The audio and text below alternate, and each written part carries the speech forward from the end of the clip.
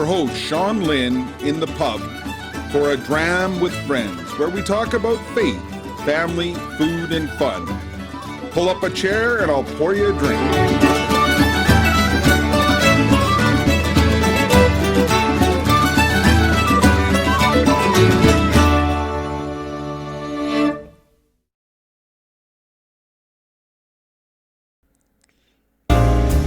Episode 53.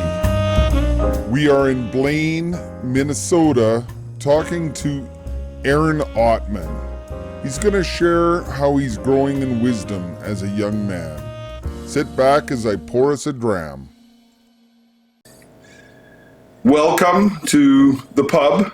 As you can probably recognize, it's not my pub that we're visiting today. We're in Blaine, Minnesota, at the home of the Ottmans, and I'm here with young Ottman. Arron, welcome to the pub. I guess I'm welcoming you to your pub. So, well, glad to be here.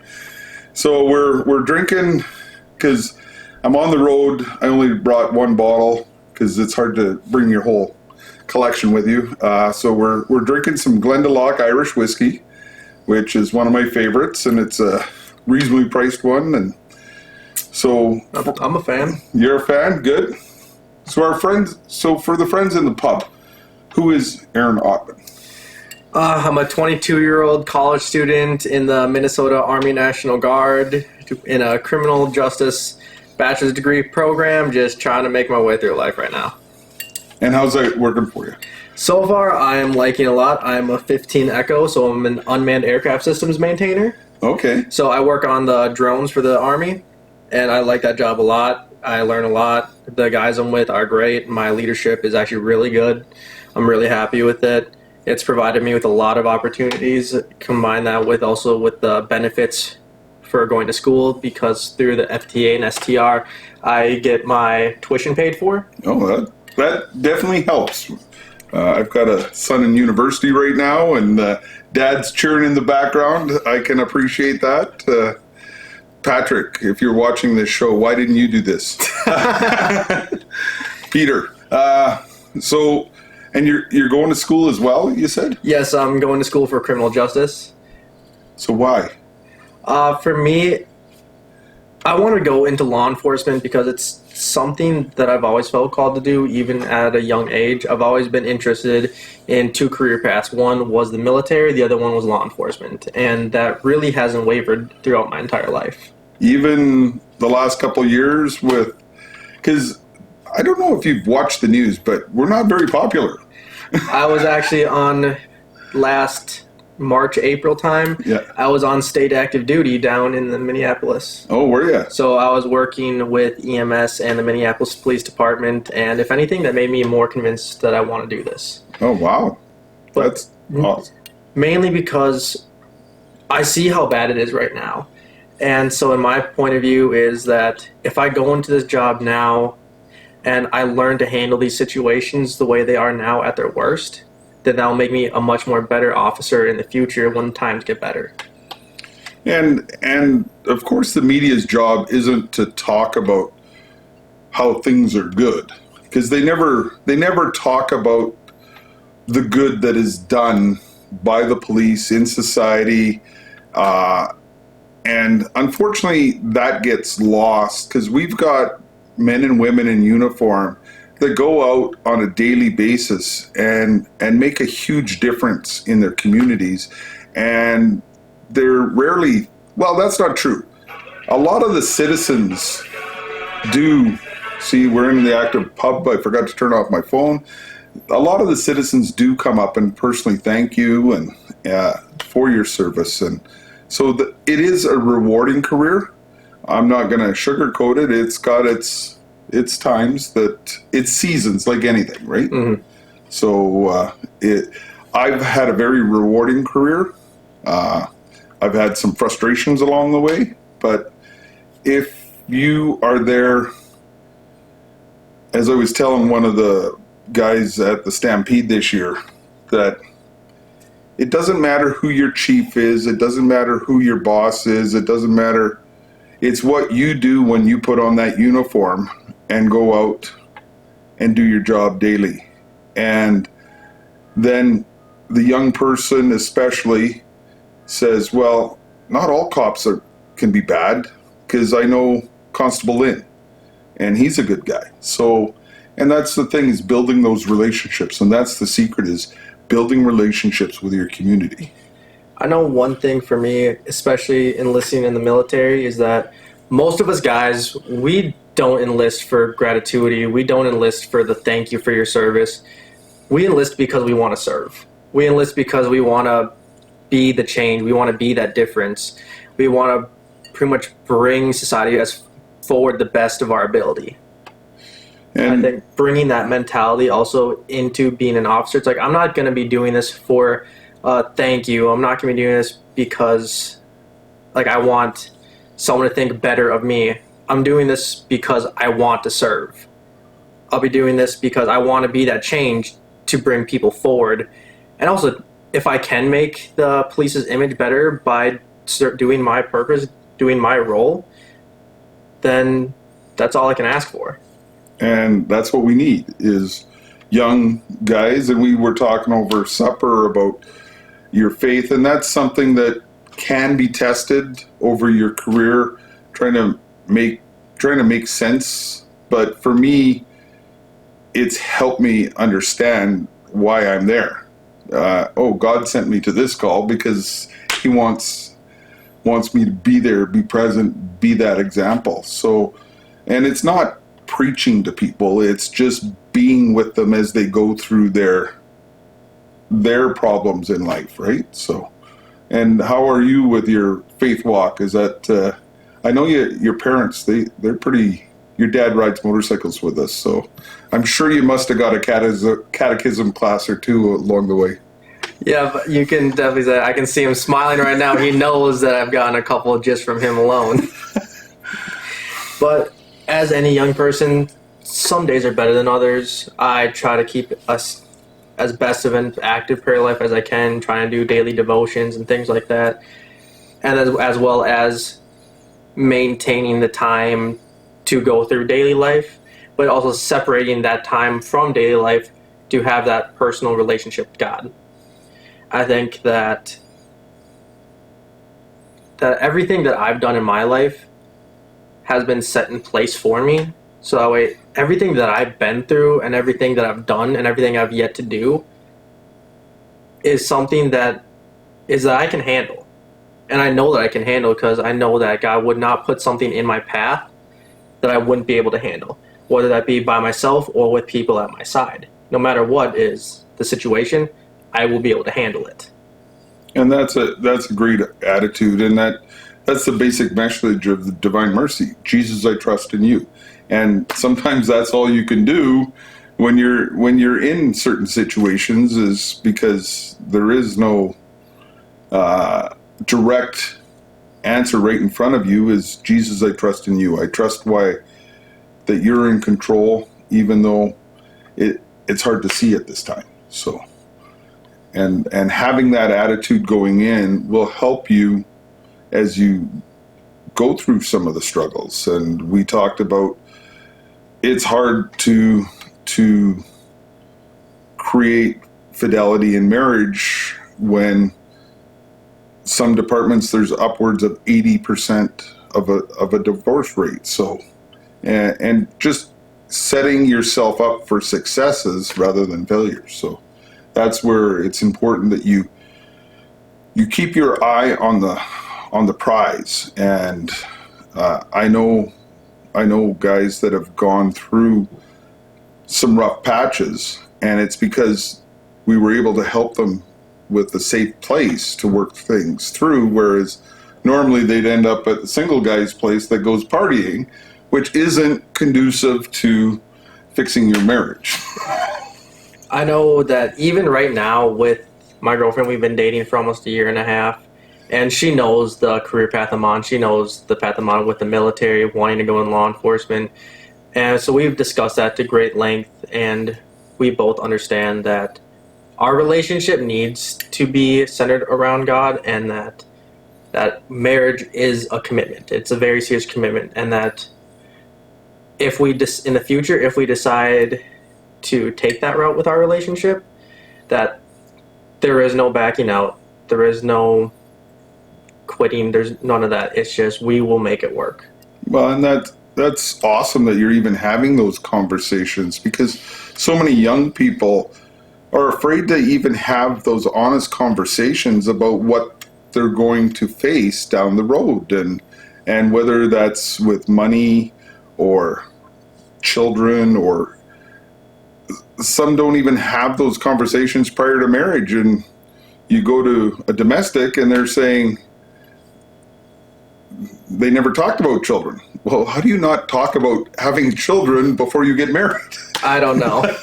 So I'm proud of you that you're taking these steps to help prepare yourself, because I've been blessed with a beautiful wife that has been extremely understanding, and I know at times it's been extremely hard for her to try and understand.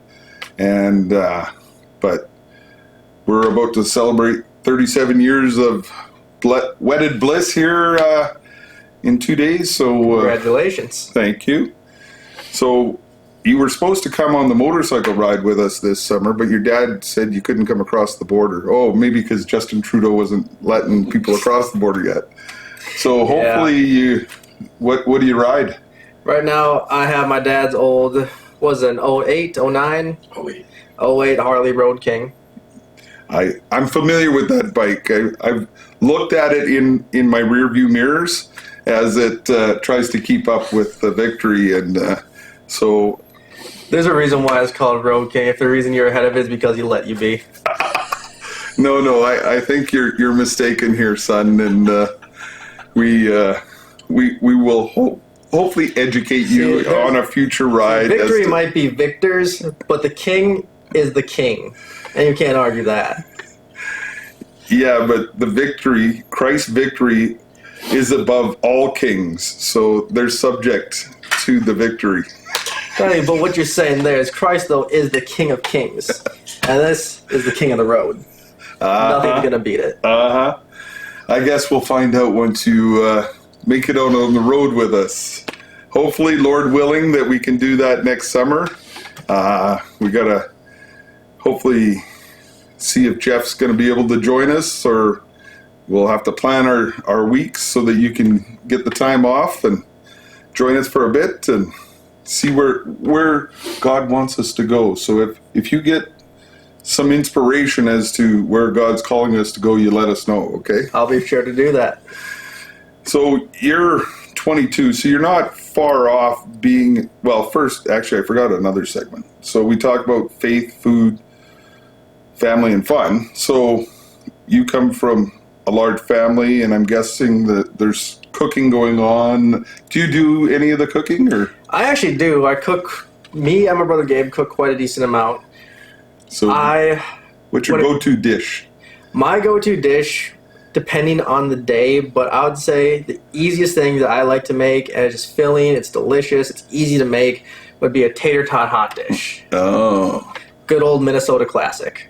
And what would Dad want you to make if you were trying to get in Dad's good books to get a cigar or some of his good whiskey? Lasagna. Yeah, my kids love it when I make lasagna. So that takes a lot of work, though. That's commitment. Mm-hmm. Lasagna with some cheesy garlic bread. Ah, there you go. So you're not far off of 18, but as you probably know, there's lots of confusion amongst young men these days. How were you able to navigate? Normally I ask, what advice do you give your 18-year-old self? But that was like yesterday for you. So how were you able to navigate all the confusion of manhood and coming from a young man into a man? Honestly, for that, it's just I had good role models like my older brothers, my father, my father's friends. They were all around, and they were all good classic examples of what a man should be, of like basic things know how to do, basic mechanical skills, basic cooking skills, basic yard work, and on top of that, just like responsibilities of man.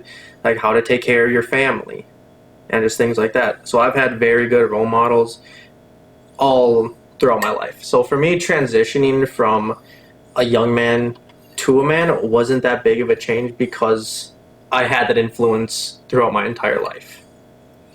So it's interesting you bring up something that unfortunately is lacking for many of our young men today is that mentor role model of another man on how to be a man. And it's not like they sit you down and give you a test. What you talked about was tangible examples of how you witnessed them loving their family, working for their family, feeding their family, and living their faith. So you talk about the witness of manhood, and that's where we need men to reach out to those that maybe don't have that in their lives. So I'd encourage guys out there, if there's a young guy that is in your neighborhood that just doesn't have a role model, just try and look at him and smile at him, tell him that he is important, and be that example, whether it's him seeing you shovel the walks, you acknowledging that he exists, just little things that we can all do to be that example for these. I call them my lost boys when I worked with youth at risk. So thank you for that.